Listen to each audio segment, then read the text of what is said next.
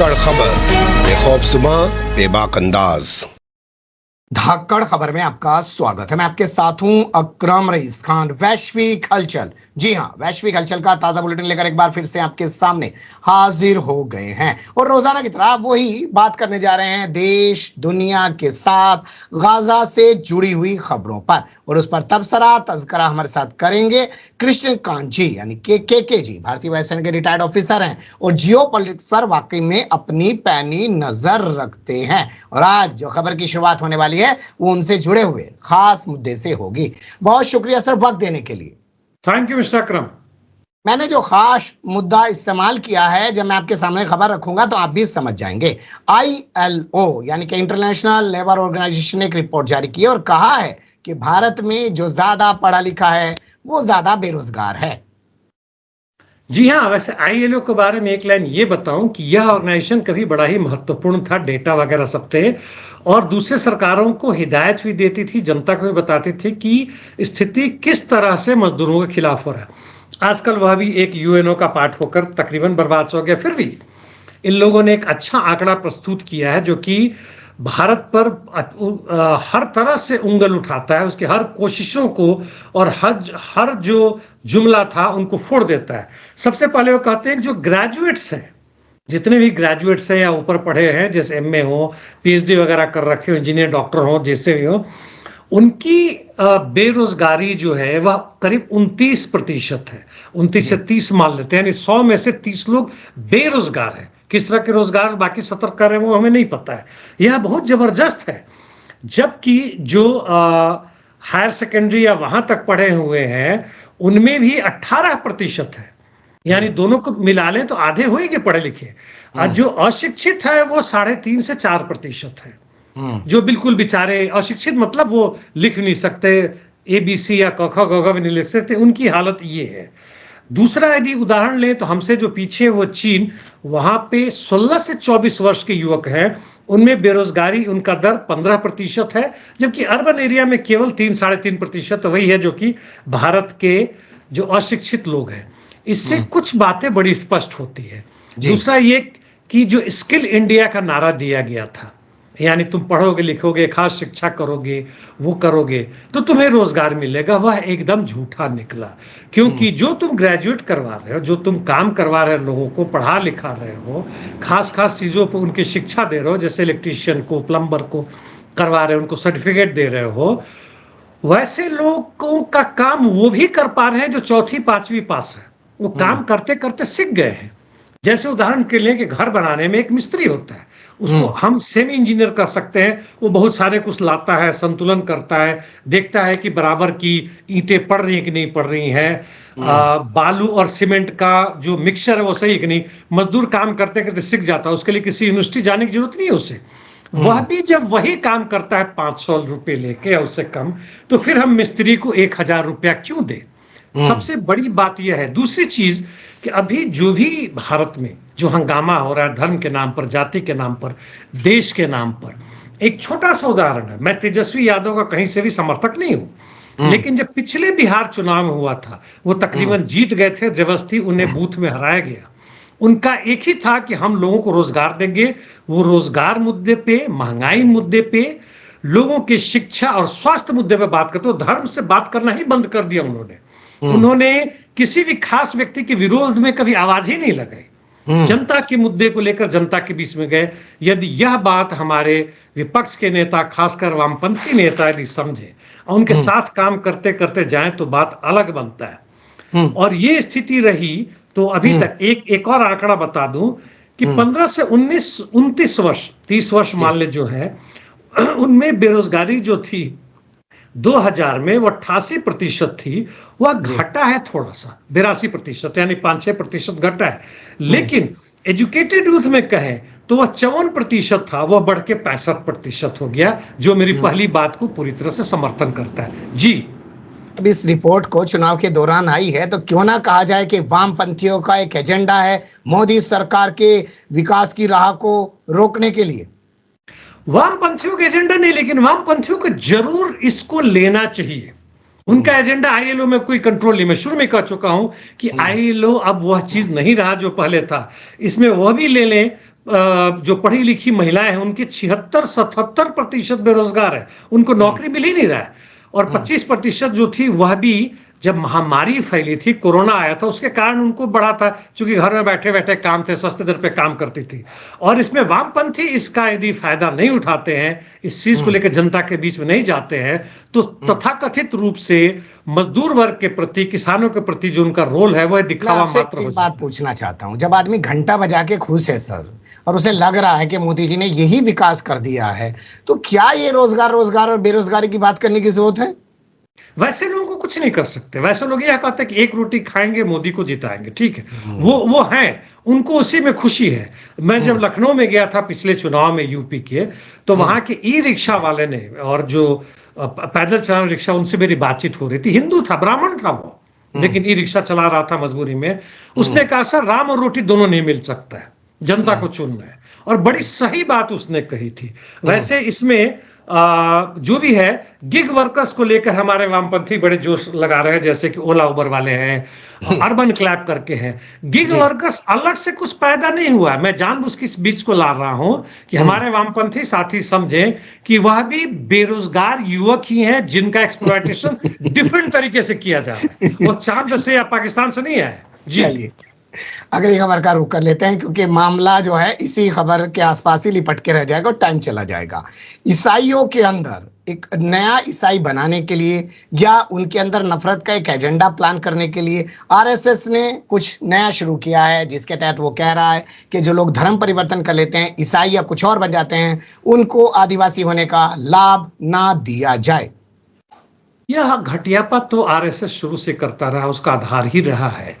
मैं इतना ही कहना चाहूंगा कि जिस बेरोजगारी की हमने चर्चा की, हम 100% रोजगार की क्यों नहीं मांग करते? 100%, तो फिर उसका रिजर्वेशन का कोई मसला नहीं रहेगा।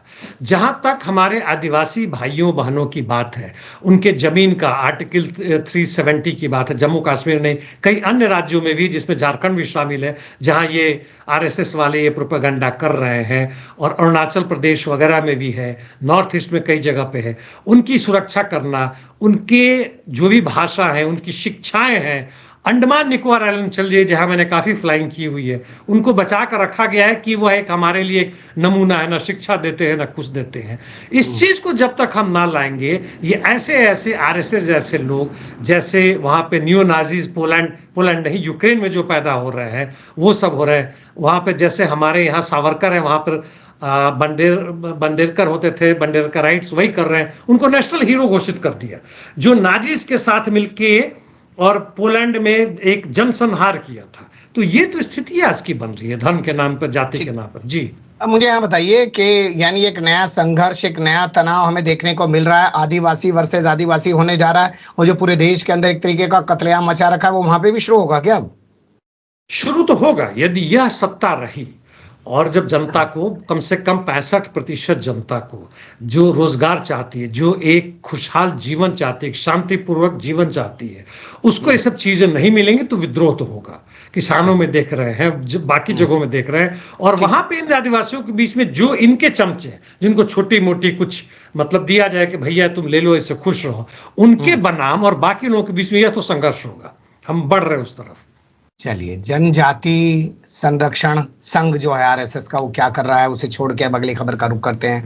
भारतीय नौसेना के हिस्से में कारनामा दर्ज हो गया है। उसने डाकुओं से एक जहाज को छुड़ा लिया है, और उस पर बताया जा रहा है कि 23 पाकिस्तानी मछुआरे भी थे। जी हाँ, सोमाली भी बाज नहीं आ रहे, और हमारे इंडियन नेवी चूंकि वहां पे है ही है, और काफी दिन तक जद्दोजहद किया था, काफी घंटे तक, और करने के बाद से अंततः उनको पकड़ा।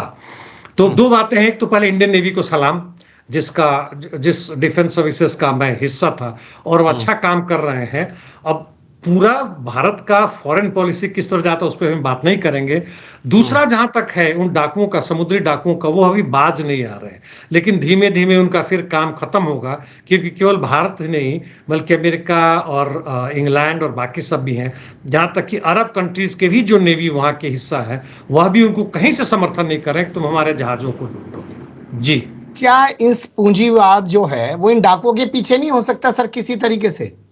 वो तो कोशिश कर रहा है, पूंजीवाद ने उनको पैदा किया है। दुनिया में जब अनाज सड़ रहे हमारे गोडाउन में, बर्बाद हो रहे हैं, लोग भूखे मर रहे हैं। दुनिया में जहां 700-800 ट्रिलियन डॉलर का धन संपत्ति बन चुका है, वहां पर लोग गरीब हो चुके हैं। और जो गैर बराबरी है वैसे कर लें कि एक गेहूं का एक दाना है एक तरफ, और दूसरी तरफ विशाल अट्टाल लगा हुआ उनके लिए जो खा नहीं सकते उसका, उनके लिए केवल बेचना, और उसको जला भी देते, उसको बर्बाद करते, गोडाउन बना रहे ताकि उस पर मोनोपोली प्राइस करके और भी लूट सके।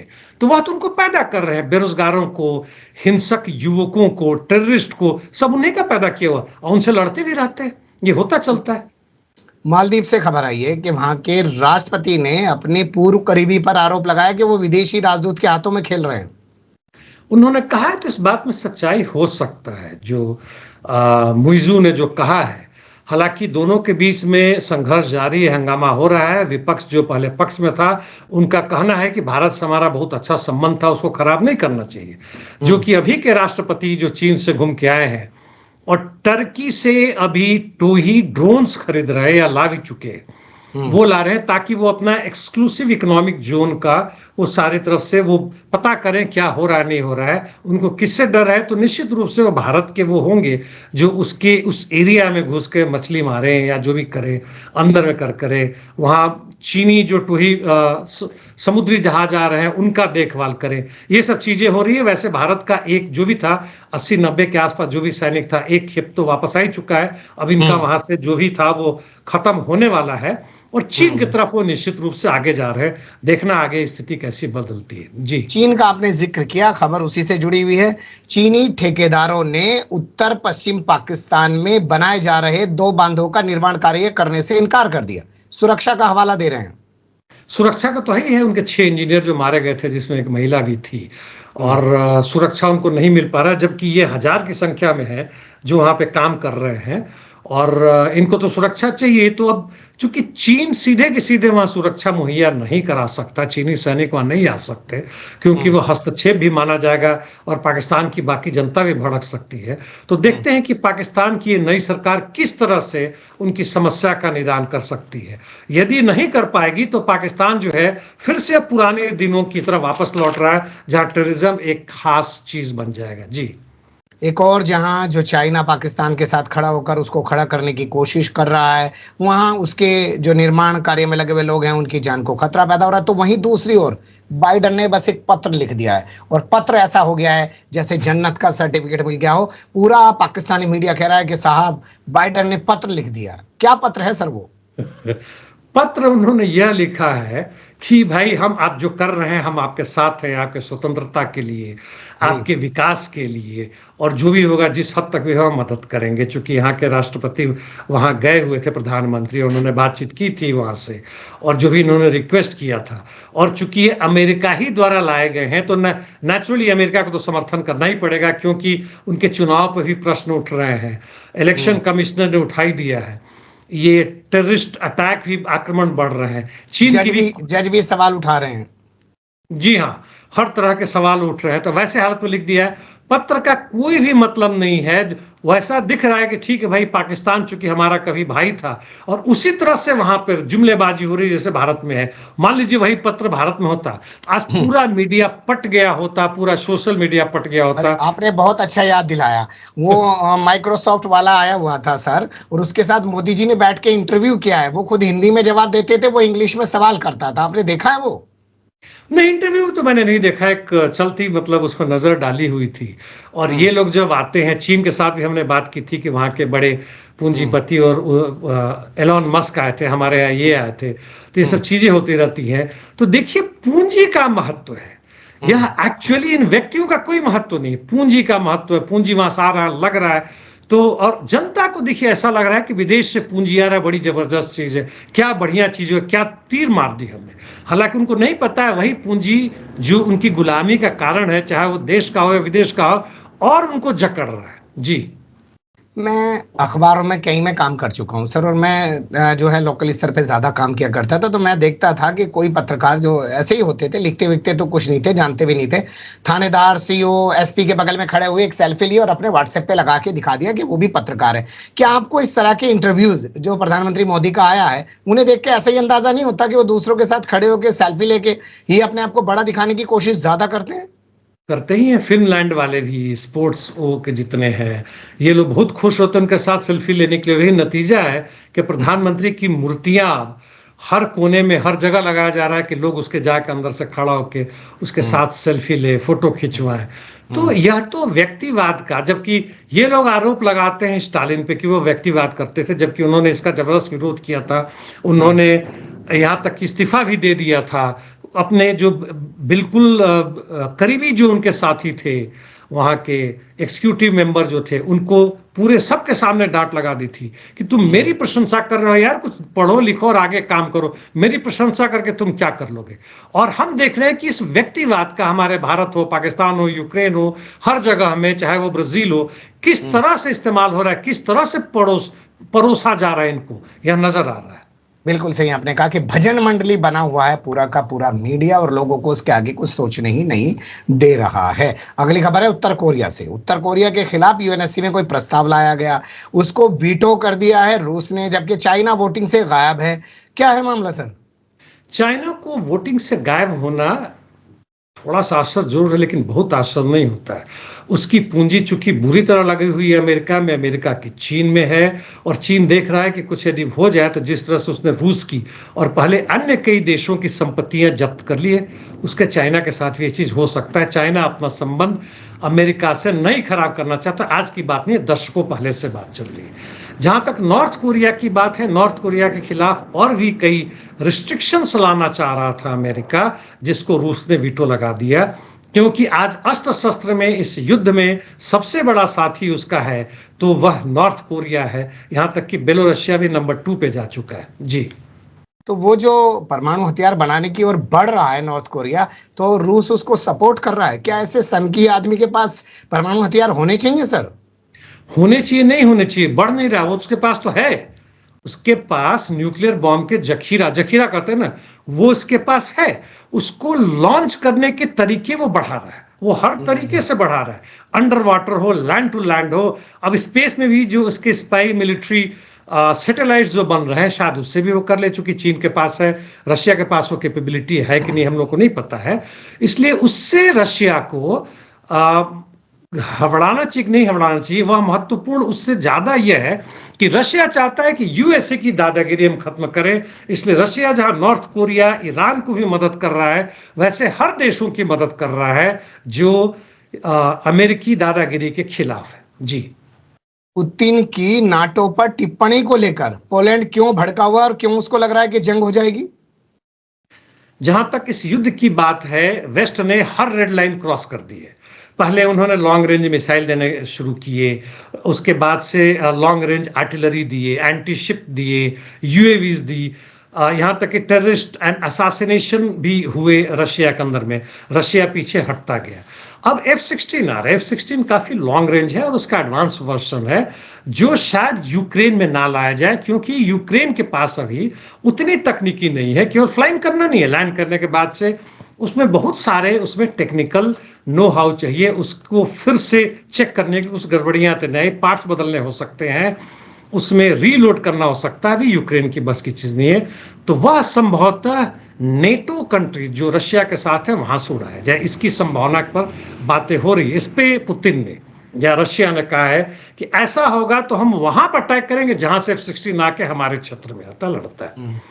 इस पर अब पोलैंड और पूरा यूरोप भड़का हुआ, कहता है कि भाई नेटो पर आक्रमण हो जाएगा। हम करें तो बात नहीं, वो तो ठीक ठाक है, चूंकि हमारा अधिकार बनता है, हम तो शुरू से ही दादागिरी करते आ रहे हैं। लेकिन हमारे अंदर यदि आक्रमण होता है तो पोलैंड के प्रधानमंत्री ने कहा है इसका मतलब युद्ध के पहले की स्थिति में है, यानी युद्ध शुरू होने वाला है, पूरा नेटो वर्सेस रशिया। जबकि रशिया ने साफ कहा कि भाई हमारा ऐसा कोई इरादा नहीं, हम केवल यूक्रेन से लड़ रहे हैं।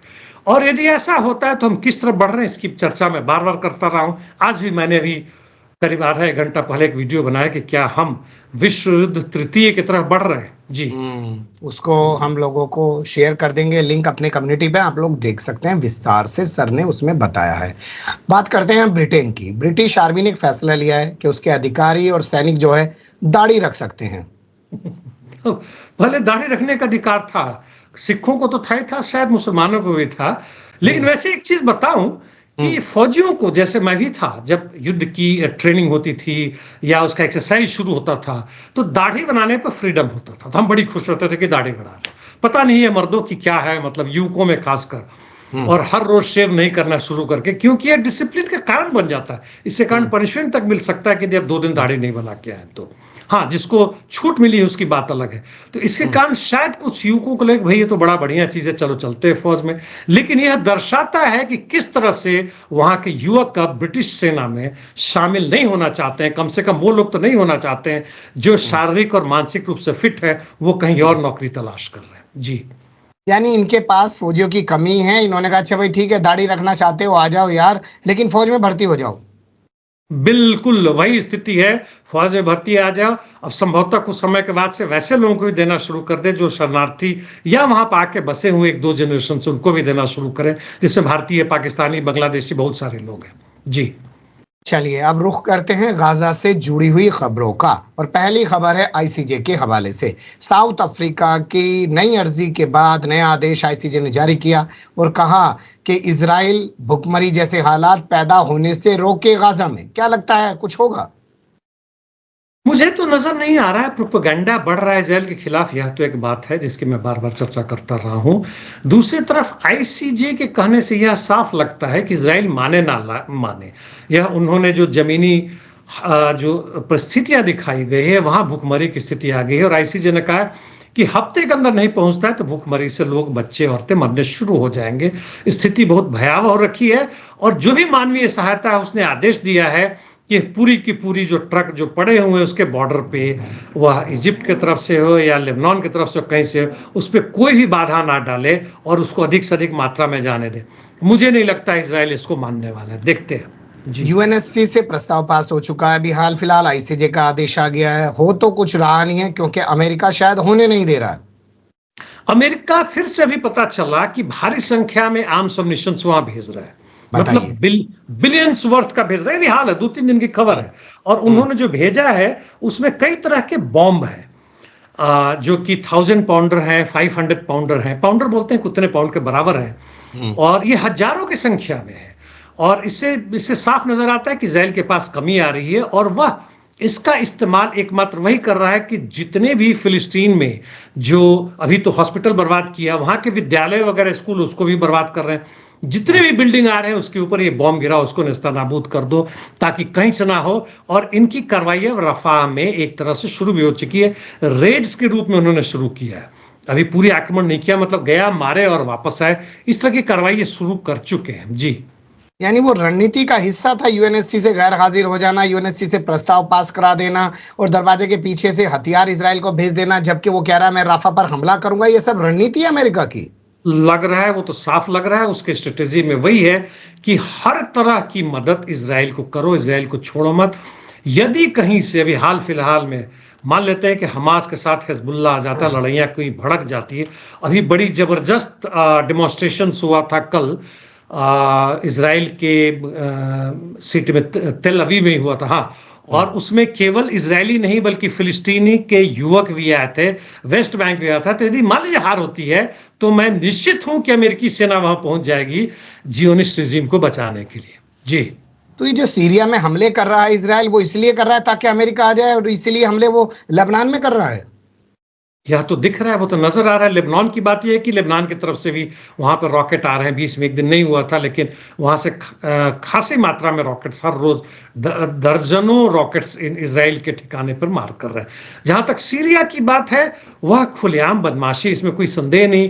कहते हैं कि वहां पर ईरान के भी कुछ वो लड़ाके थे। उसको एक एक चीज का यदि पता चलता है तो इसका मतलब है कि अमेरिकी सैटेलाइट उनको यह चीज दे रहा है, और अमेरिका जो समर्थक जो लोग हैं उससे भी उसको चीजें मिल रही है। हाँ, सीरिया अभी तक रशिया ने जितनी ही मदद की है, सीरिया के पास ऐसे एयर डिफेंस और ऐसे उसके पास लॉन्ग रेंज मिसाइल्स क्यों नहीं हुए ऐसे समय में कि वह इजराइल को एक सही तरीके से उसका जवाब दे सकता था। यह दुर्भाग्यपूर्ण है। जी, जिस हरेदीन समुदाय को आर्मी में भर्ती करने की वहां पे बातें चल रही हैं, उससे जुड़ा हुआ मामला कोई कोर्ट में गया, छात्रों को वहां से बड़ा झटका लगा है। क्या है प्रकरण सर? जी हाँ, हाई कोर्ट के ये लोग कहें तो भारत के मनुवादी लोग हैं। मतलब सरकार इनको पैसे दे, ये पढ़ें और लोगों को भ्रम में डालें और खाएं पिए मौज करें, मतलब हर चीज करें, सेना में नहीं जाएंगे, लड़ाई नहीं करेंगे, काम नहीं करेंगे। और ये कौम अच्छा खासा है, मैंने बताया था, छोटा नहीं है। और वैसे स्थिति में, हालांकि मैं इसके बिल्कुल पक्ष में नहीं हूं कि सेना में जाए ना जाए, वो तुम्हारी समस्या है। और अभी हाई कोर्ट ने, चूंकि केस चल रहा था, कहा है कि भाई जो सरकार उनको मदद दे रही है उसको बंद करे या मजाक ना करे। आप काम भी नहीं करेंगे, पैसे भी लेके कि इस आधार पर हम पढ़ रहे हैं, कोई पीएचडी थोड़ी कर रहे हैं, आप उसी को रटा रटाए चीज को पढ़ रहे हैं। और इससे जहां तक नेतान्याहू की स्थिति है वह कमजोर हुआ। वहां के जो कैबिनेट मिनिस्टर के कैबिनेट वॉर मिनिस्टर के जो थे वो लोग बड़ी खुश हैं, और लगता है कि इस नेतान्याहू के लिए अब समस्या बढ़ेगी, क्योंकि उसके भी समर्थक जो लोग हैं वो शायद नेतान्याहू को समर्थन देना बंद कर सकते हैं। जी, मलेशिया में इजरायली की हत्या में इजरायली पकड़ा गया है, कोई इजरायली जासूस भी पकड़ा गया है, क्या दोनों खबरें एक ही हैं? ये मलेशिया में जो पकड़ा गया है, दोनों खबरों में समानता तो है, ये एक ही भी है, और वह यही है कि कहीं ना कहीं से यह इजरायली फ्रांस के पासपोर्ट पे, जो कि नकली था, और यूएई से होके घुसा है, और इसके साथ 5-6 हैंड ग्रेनेड और बंदूक और ये सब पकड़े गए हैं, कई 100-200 गोले भी पकड़े गए हैं। यह किस तरह से इन गोलों को लाया इसका पता नहीं है, पिछले ही महीने में प्रवेश कर चुका था, यानी वहां पर यह कुछ न कुछ दंगा करवाना चाह रहा था, हंगामा करवाना चाह रहा था। चूंकि मलेशिया में भी कुछ न कुछ वहां पे प्रदर्शन वगैरह चल रहे हैं रोजगार के लिए, या मलेशिया में वैसे बहुत सारे प्रदर्शन चल रहे हैं जो इजराइल के खिलाफ है। हो सकता है उनको नेताओं के मारने की साजिश हो, और इजराइल यह भी काम कर सकता है या कर रहा है। बिल्कुल सही आप कह रहे हैं कि वो कुछ भी कर सकते हैं, क्योंकि उन्हें आज़ादी मिली हुई है, क्योंकि नैतिकता और समाज, लोक लाज, ये सब कुछ उनके लिए कोई मायने नहीं रखता है। अमेरिकी यहूदी रब्बी, यानी कि अमेरिकी यहूदी पुजारी, मौलवी, जो भी आप कहना चाहें, उन्होंने पत्र लिख दिया है बाइडन को। हाँ, और उन्होंने बाइडेन को कहा कि जल्दी से युद्ध विराम करवाएं, और ये इस तरह से कहें कि बाइडेन को समर्थन मिल रहा है इनके। हालांकि बाइडेन तो इनके हिसाब से इनके पक्ष में नहीं है, और बाइडेन के जिस लोगों ने कहा था कि भाई हमें कोई ऐसा प्रमाण नहीं मिला है कि हमास ने यहूदी औरतों के साथ कुछ भी बुरा बर्ताव किया हो, बाद में उस कदम से पीछे हट गए। उनको कहलवाया होगा कि भाई छोड़ दो इस बात को, आगे तुम कहना बंद करो, जो होगा वो भविष्य में देखा जाएगा। और इसके कारण इन लोगों ने बाइडेन के समर्थन में मतलब कहा है, पत्र भी लिखा है, और बाइडेन को कहा है कि भैया आप युद्ध रुकवाएं। हालांकि सबको मालूम है कि बाइडेन युद्ध नहीं रुकवा रहा है। जी, बिल्कुल आपने सही कहा, और असल में यही लाइन सबसे बड़ी लाइन होनी चाहिए कि बाइडन युद्ध नहीं रुकवा रहा है, वो सिर्फ अपनी रणनीति के तहत बात कर रहा है, सड़क मार्ग खुलवा नहीं रहा है, पोर्ट बना के नौटंकी दिखा रहा है, एयर ड्रॉप कर रहा है सहायता राशि को, और यूएनएससी से प्रस्ताव से गैर हाजिर होके भी वो अपने इरादे दिखा रहा है, हथियार भेजकर। बहुत शुक्रिया, आपने बहुत सारी चीजों पर बड़ी बारीकी से रोशनी डाली। फिर आपके साथ किसी और मुद्दे पर जुड़ने की कोशिश करेंगे। धन्यवाद। Thank you mister Akram.